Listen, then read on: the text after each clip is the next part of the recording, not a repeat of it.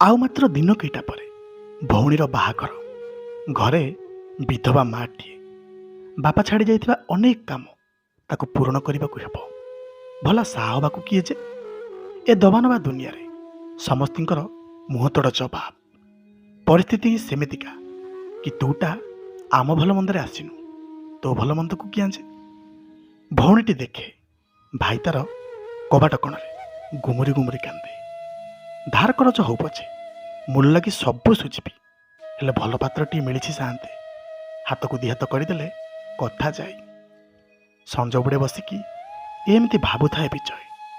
ଭଉଣୀର ବାହାଘର, କୁଣିଆ ମୈତ୍ର ଆସିବେ, ବରଯାତ୍ରୀଙ୍କର ଭଲ ମନ୍ଦ କଥା, ତାପରେ ଝିଅ ବିଦା, ତାପରେ ଅଷ୍ଟମଙ୍ଗଳା।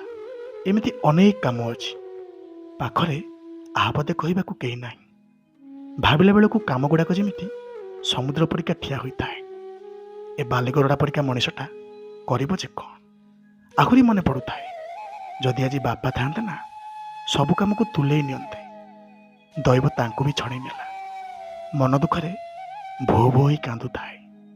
ଏହି ସମୟ ଭିତରେ ହଠାତ୍ କବାଟଟାକୁ ଠେଲି ପାଖରେ ପହଞ୍ଚିଛି ବୋଉ। ପୁଅ ଆଖିର ଲୁହକୁ ଦେଖି ବୋଉ ସବୁ ବୁଝିଗଲା। ଆଉ କହି ପକେଇଲା, ବୁଝିଲୁ ବିଜୁ, ତୁ 13 ବର୍ଷର ହେଇଥିଲୁ, ଆଉ ମିନୁ ମାତ୍ର 9 ବର୍ଷର। ବାପ ତୋର ଆରପାରିକୁ ଚାଲିଗଲେ। ଗାଁ ଲୋକ କେତେ ଖୁଣ୍ଟା ଦେଇ ବସିଲେ। ମୁଁ କୁଆଡ଼େ ଅମଙ୍ଗଳିଟା। ମୁଁ ଆସିଲି ବୋଲି ଶ୍ୱଶୁର ଚାଲିଗଲେ, ତାପରେ ଶାଶୁ, ଆଉ ତାପରେ ତୋ ବାପା ବି। 12 ଲୋକଙ୍କର 12 କଥା ସବୁ ସହିଲି, କେବଳ ତୁମରିମାନଙ୍କ ମୁହଁକୁ ଚାହିଁ, ଆଉ ତାଙ୍କୁ ଭରସା କରି। ସେ ଗଲାବେଳେ କେବଳ ଗୋଟିଏ କଥା କହିଥିଲେ, ଏ ଦୁନିଆ ଆଗରେ ସେ ନୀରବ ଆଉ ନିଶ୍ଚଳ ସତ, ହେଲେ ଅନ୍ୟମାନଙ୍କ ପରିକା ନିର୍ଦ୍ଦୟ ଆଉ ନିଷ୍ଠୁର ନୁହନ୍ତି। ତାଙ୍କୁ ଯଦି ହୃଦୟରୁ ଡାକିବୁ ସେ ଶୁଣିବେ। କେହି କେହି କାଠର ଠାକୁର କହି ବିଶ୍ୱାସ କରନ୍ତି, ତ ଆଉ କିଏ ଦାରୁ ବ୍ରହ୍ମ କହି ଭରସା କରେ। ସିଏ ମୋ ଭାବର ଠାକୁର। ଦାସିଆ ହାତରୁ ନଡ଼ିଆ ନେଲା ବାଲା ସିଏ, ଆଉ ବନ୍ଧୁ ମହାନ୍ତିଙ୍କୁ ଭୋଗ ପରସିଲା ବାଲା ସିଏ। ଯିଏ ତାଙ୍କୁ ଯେମିତି ଡାକିଛି ସେମିତି ପାଇଛି। ବୋଉର କଥା ଶୁଣି ବିଜୟ ମନରେ ଟିକେ ସାହସ ଆସିଲା। ବୋଉ ସତ କହୁଛି। ତାହା ନ ହୋଇଥିଲେ ଏତେ ବଡ଼ ଦୁନିଆରେ ଆମ ଦି ଜଣଙ୍କୁ ମଣିଷ କରିବା କ'ଣ କମ୍ ବଡ଼ କଥା କି? ମନେ ମନେ ସ୍ଥିର କରିସାରିଥିଲା କି ଛପା ହୋଇଥିବା ପ୍ରଥମ କାର୍ଡ଼ଟା ମୋ କାଳିଆକୁ ନିମନ୍ତ୍ରଣ। ତାପରେ ଯେଉଁ କଥା, ମନରେ ଆଶା, ଭରସା ଆଉ ସାହସ ବାନ୍ଧି ବୋଉକୁ କହିଲା, ବୋଉ, ମୁଁ ପୁରୀ ଯାଉଛି। ହାତରେ କାର୍ଡ଼ଟାକୁ ଦେଖି ବୋଉ ବି ବୁଝିଗଲା କି ଏଣିକି ନା ଆଉ ମୋ ପୁଅର ମନ ଦୁଃଖ ହେବ, ନା ସେ କେଉଁ କାମକୁ ଡରିବ। କେବଳ ଏତିକି କହିଲା, ଅବଢ଼ାକୁଡ଼ୁ ଆଣିବାକୁ ଯେମିତି ନ ଭୁଲୁ ମୋ ଭଉଣୀକୁ ତୋର କାନିକା ଆଉ ବେସର ଭାରି ଭଲ ଲାଗେ। ଆଖିରେ ଆଖିଏ ସ୍ୱପ୍ନ ଧରି ବିଜୟ ଆସି ପହଞ୍ଚିଲା ବଡ଼ ଦାଣ୍ଡରେ। ଦୁଇ ହାତ ଯୋଡ଼ି ଦେଇ କହିଲା, ହେ ମୋର କାଳିଆ ଠାକୁର, ଆଉ କିଏ ସାହା ହେଲା ବାଲା ଏ ଦୁନିଆରେ ଅଛି ମୁଁ ଜାଣିନି। ମନ କଥା ତ ତମେ ସବୁ ଜାଣିଛ। ଏକୁଟିଆ ମଣିଷଟାଏ ମୁଁ। ନିମନ୍ତ୍ରଣ ରହିଲା ମହାପ୍ରଭୁ, ଭଉଣୀ ବାହାଘରକୁ ନିଶ୍ଚୟ ଆସିବ। ଭାରି ଡର ଲାଗୁଛି ସାନ୍ତେ। ଯଦି ତମେ ଟିକେ ମୋ ସାଥିରେ ଥିବ ନା, ସବୁ ଭଲରେ ଭଲରେ ହେଇଯିବ। ବୋଉ କହୁଥିଲା, ବାପା ଚାଲିଗଲା ପରେ କେବଳ ତୁମକୁ ଆଶରା କରି ସିଏ ବଞ୍ଚିଛି। ଆଉ ଏଇ ଅସମୟରେ ନା, ମୋତେ ଟିକେ ଯଦି ସାହା ହୁଅନ୍ତ ଭାରି ଭଲ ହୁଅନ୍ତା। କହିଲା ବେଳକୁ ଆଖିରୁ ଲୁହ ଚାଲି ଆସୁଥାଏ। ଏକଲୟରେ ଚାହିଁ ରହିଥାଏ ପତିତ ପାବନ ସାଆନ୍ତଙ୍କୁ। ଲୁହ ଭରା ଆଖିରେ ଆଖିଟା ଫେରେଇବାକୁ ଇଚ୍ଛା ନଥାଏ, ହେଲେ ପଛପଟରୁ କେହି ଜଣେ ଅଜଣା ଲୋକର ସ୍ପର୍ଶରେ ଚମକି ପଡ଼ିଲା ବିଜୟ।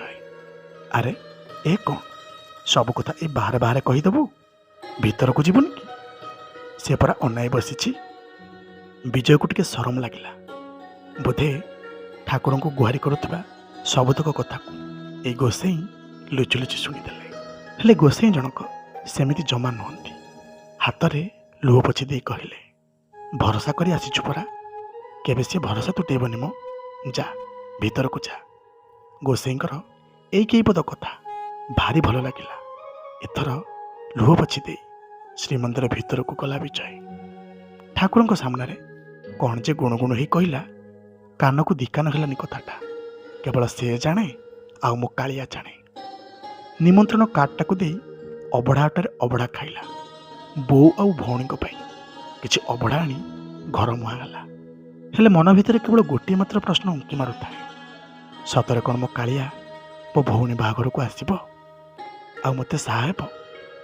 କିନ୍ତୁ ସବୁଠାରୁ ଆଶ୍ଚର୍ଯ୍ୟର କଥା ହେଉଛି, ପୁରୀରୁ ଫେରିବା ଦିନଠୁ ସବୁ କାମକୁ ଅତି ଆଗ୍ରହର ସହ କରୁଛି ବିଜୟ।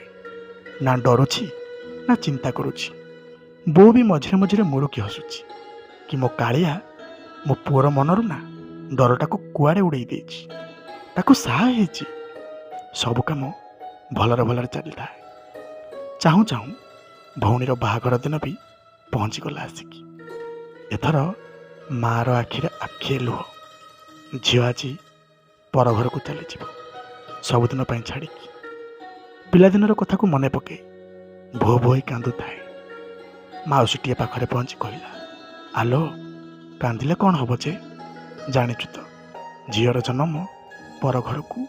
ତା ଛଡ଼ା ଯାହା ହାଣ୍ଡିରେ ତାର ଚାଉଳ ପକାଇବାର ଥିବ ସେ ଯାଇ ତା ଘରକୁ ଯିବ। ତୁ କାନ୍ଦିଲେ କିସ ହବ ଯେ? ପୁଅକୁ ସିନା ବୁଝେଇ ଦେଲା, ହେଲେ ଭାଇକୁ ବୁଝେଇବ କିଏ ଯେ? କବାଟ କୋଣରେ ଝିଅ ପିଲା ପରିକା ଲୁଚି ଲୁଚି କାନ୍ଦୁଥାଏ। ଆଜି ଭଉଣୀଟା ପର ଘରକୁ ଚାଲିଯିବ। ମନେ ପଡ଼ିଯାଉଥାଏ ଆମ୍ବ ଚୋରି, ପିଜୁଳି ଚୋରି, ଅନ୍ଧପୁଟୁଳି ଆଉ ବୋହୂ ଚୋରି ଖେଳ କଥା।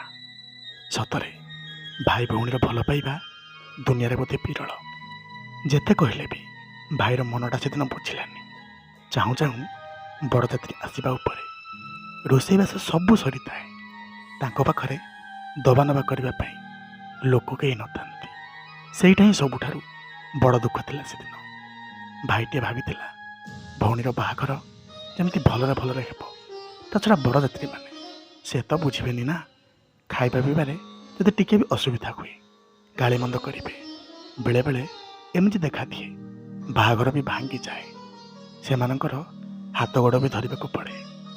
ଭାଇଟି କେବଳ ଏତିକି କହିଲା ସେଦିନ, ଶାନ୍ତେ, ତୁମେ ମୋ ସାଥିରେ ଥାଅ। ମୋ ଭଉଣୀ ପାଇଁ ଦରକାର ପଡ଼ିଲେ ଯାହା ବି କରିବାକୁ ହେବ ମୁଁ କରିବି, କିନ୍ତୁ ଏତିକି ଅନୁରୋଧ, ବାହାଘରରେ ଯେମିତି କିଛି ଅସୁବିଧା ନ ହୁଏ। ବିଚରା ବିଜୟ ଭାଇ ସେ କରିବ କ'ଣ ଯେ? ଏପଟେ ବର କଥା ବୁଝିବ ନା ସେପଟେ ବରଯାତ୍ରୀ ଖାଇବା କଥା ବୁଝିବ?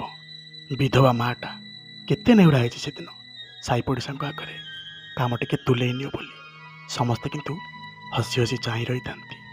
କେମିତି ଝିଅଟା ବଦନାମୀ ହେବ, ବାହାଘର ଭାଙ୍ଗିଯିବ। କାହିଁକି ନା ଆଗରୁ ସହିପାରନ୍ତିନି କେହି ତାଙ୍କୁ। ଶେଷରେ ମାଉସୀ ଭାରି ମନ ଦୁଃଖ କଲା। ହାତ ଯୋଡ଼ି ଦେଇ କହିଲା, ସତରେ କ'ଣ ଶାନ୍ତେ ବାହାଘରଟା ଭାଙ୍ଗିଯିବ? ଦେଖୁଛ ତ ପୁଅ ମୋର କେତେ ପରିଶ୍ରମ କରିଛି। ଧାର ଉଧାର କରି ଟଙ୍କା ଗୁଡ଼ା ଆଣିଛି, ସବୁତକ ମାଟିରେ ମିଶିଯିବ। କେହି ଜଣେ ସେ ବର ପକ୍ଷର ଲୋକ ଧାଇଁ ଥାଏ ମାଉସୀ ଆଡ଼କୁ। ମାଉସୀ ଡରିଗଲା ସେତେବେଳକୁ। ଆରେ କିଛି ଅସୁବିଧା ହେଇନି ତ? ହଁ, ବୋଧେ ସେଇ ଖାଇବା ଲାଗି ଆଜି ସବୁ ସରିଗଲା। କିନ୍ତୁ ଲୋକଟି ହାତ ଯୋଡ଼ି ଦେଇ କହୁଥାଏ, ମାଉସୀ ଖାଇବା ଭାରି ବଢ଼ିଆ ହେଇଛି। ଭାତ, ଡାଲି, ଖଟା, କ୍ଷୀରି, ବେସର, ଏମିତି ଅନେକ କିଛି। ଆଉ ସବୁଠାରୁ ଭଲ ଲାଗିଲା ପରଶାଳୀମାନଙ୍କର ବ୍ୟବହାର। ଆହା, ଏମିତି କେବେ ଦେଖିନୁ। ମାଉସୀ ଆଶ୍ଚର୍ଯ୍ୟ ହେଉଥାଏ, ଆରେ କିଏ ସେ ପରଶାଳୀ, କେଉଁଠୁ ଆସିଲେ? ଦେଖିବା ପାଇଁ ଭାରି ଇଚ୍ଛା ହେଲା।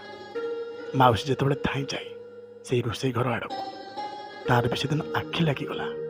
ସତରେ 4-5 ଜଣ ପରଶାଳୀ ହାତରେ ବାଲ୍ଟି ଗୁଡ଼ା ଧରିଛନ୍ତି ଆଉ ସମସ୍ତଙ୍କୁ ଭଲ ବ୍ୟବହାର କରୁଛନ୍ତି। ଖାଦ୍ୟ ଗୁଡ଼ା ସବୁ ସୁନ୍ଦର ଭାବରେ ପରସି ଯାଉଛନ୍ତି। କାହାରି ପାଟିରୁ କିଛି ବି କଥା ବାହାରୁ ନଥାଏ। ସମସ୍ତେ ଚୁପଚାପ ଖାଉଥାନ୍ତି।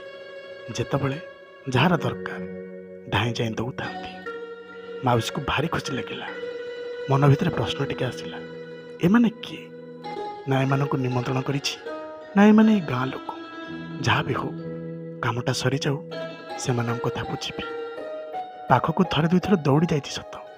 ତାଙ୍କ ଭିତରୁ କେହି ଜଣେ କୁହେ, ମାଉସୀ କାମ ସରୁ କଥା ହେବା।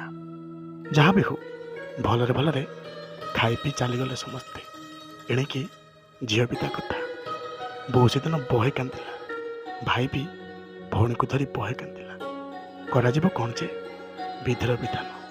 ଝିଅ ତର ବିଦା ହୋଇ ଶାଶୁଘର ଚାଲିଗଲା।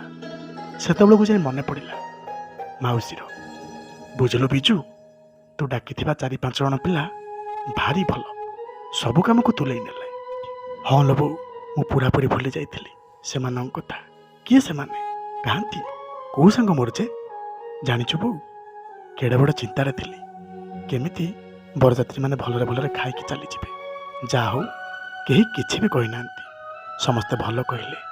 ଚାଇଲୁ ଦେଖିବା ସେମାନେ କୁଆଡ଼େ ଗଲେ। ଆରେ ସେମାନେ କ'ଣ ଆଉ ଅଛନ୍ତି କି? ଖାମଟିଏ ଦେଇ ସେ ତାଙ୍କ ବାଟରେ ଚାଲିଗଲେ। ଆଉ କହିଲେ ତାଙ୍କର କୁଆଡ଼େ କେତେ କାମ ଅଛି। ଦେଖେଇଲୁ ବୋଉ, ଖାମଟା ଦେଖା। ଦେଖିବା ପାଇଁ ଭାରି ଆଗ୍ରହ ହେଲା। ନିଶ୍ଚିନ୍ତ ରୂପରେ ତାଙ୍କ ଠିକଣା ସେଥିରେ ଲେଖାଥିବ, ତାଙ୍କ ନାଁ ବି ଲେଖାଥିବ। କିଏ ସିଏ? ବୋଉ ଯେତେବେଳେ ଖାମଟାକୁ ଦେଖେଇଛି, ଭାଇର ଆଖିରୁ ଧାର ଧାର ଲୁହ ଝରିଗଲା।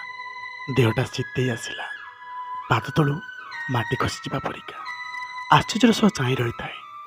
ବୁଝିଲୁ ବୋଉ, ଏ ସେଇ ଖାମ, ଯେଉଁ ଖାମଟା ନେଇ ମହାପ୍ରଭୁଙ୍କୁ ମୁଁ ନିମନ୍ତ୍ରଣ କରି ଆସିଥିଲି। ସତ କହୁଥିଲି ଲୋ ବୋଉ। ଜାଣିଛୁ, ସେ 4-5 ଜଣ ଆଉ କେହି ନୁହେଁ, ମୋ ମହାପ୍ରଭୁ ପଠାଇଥିଲେ। ଅସୁବିଧାକୁ ସହିପାରିଲେନି ସେ। ଦେଖୁଛୁ ତ ପରମ ଦୟାଳୁ। ଗାଁ ଲୋକମାନେ ବି ବଡ଼ ଆଶ୍ଚର୍ଯ୍ୟ ହେଲେ ସେଦିନ। ଆରେ ଏତେ ବଡ଼ ଭୋଜିର ଆୟୋଜନ, ପରଶାଳୀ କେହି ନାହିଁ। ବରଯାତ୍ରୀ ଯେଉଁଭଳି ଆସିଥିଲେ ଗଣ୍ଡଗୋଳ କରିବା କଥା, ଚୁପଚାପ ଏମିତି ଖାଇ ପିଇ ଚାଲିଗଲେ। ଆଉ ତାରି ଭିତରେ ଗଳି ପଡ଼ି ଗାଁ ଲୋକ ବି କେଇଟା ଖାଇଥିଲେ। ବୋଉ ଏଥର ସେଇ ବ୍ୟାଗ୍ ଭିତରୁ 3ଟା କଳା ଧଳାର ମୂର୍ତ୍ତି ବାହାର କଲା। ଆଉ ବିଜୟକୁ କହିଲା, ବୁଝିଲୁ, ଏତକ ତୋ ପାଇଁ ଦେଇଛନ୍ତି ଉପହାର ସ୍ୱରୂପ। ଆଉ କହିଛନ୍ତି ଦାୟିତ୍ୱରେ ରଖିବୁ। ସବୁବେଳେ ସେ ତୋ ପାଖରେ ରହିବାକୁ ଚାହାନ୍ତି। ହଁ, ମା ପୁଅ ଏଥର ହାତରେ ଖାମଟାକୁ ଧରି ଚାହିଁ ରହିଥାନ୍ତି ମହାପ୍ରଭୁ କାଳିଆ ସାନ୍ତଙ୍କ ମୂର୍ତ୍ତିକୁ। କେହି ଚାହିଁଲେ କାହାରି ଟିକେ ବି କ୍ଷତି କରିପାରିବନି, ଯେ ପର୍ଯ୍ୟନ୍ତ ଭଗବାନ ତୁମ ସାଥିରେ ଅଛନ୍ତି। ଆଉ ସେଥିପାଇଁ ସଦାସର୍ବଦା ନିଜକୁ ସତ୍ ମାର୍ଗର ପଥିକଟିଏ କରିବାକୁ ପଡ଼ିବ। ନମସ୍କାର। ଛୋଟ ଭିଡ଼ିଓଟି ଆପଣମାନଙ୍କୁ କେମିତି ଲାଗିଲା ଜଣାଇବେ ନିଶ୍ଚୟ। ଯଦି କଥା ଛଳରେ ସାମାନ୍ୟ ମଧ୍ୟ ତ୍ରୁଟି ଥାଏ, କ୍ଷମା କରିବାକୁ ଅନୁରୋଧ। ଜୟ ଜଗନ୍ନାଥ।